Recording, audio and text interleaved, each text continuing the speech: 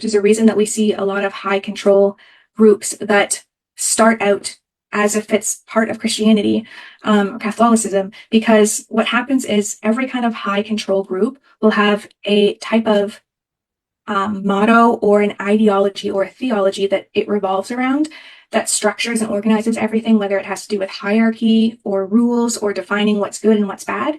And if you think about it, if I was going to go and start my own high control group, I have to convince everyone to buy into what I'm selling. But if I leverage off of something that already exists and is widely recognized, like Christianity, that's normalized, then I don't have to do that work and I can leverage off the familiarity of that. And then once I get people in, I can weaponize that theology to control those people. That's why we see so many high control groups that are based in what seem like religious traditions. That is frightening because people in many parts of the world, whether it's, Christianity or whatever religious base, that they've been generations brought up with these values and with this structure and with this system of belief.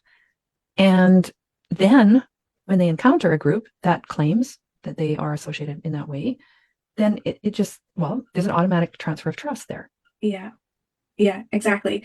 And what we would say is what you just said, is that we would classify these systems as a high trust environment. So it's where, based off of the history of this religious tradition and the respect we have for pastors, for clergy, there's a level of authority that is automatically granted where that person didn't necessarily have to prove their worthiness and that they're a trustworthy, honest person full of integrity.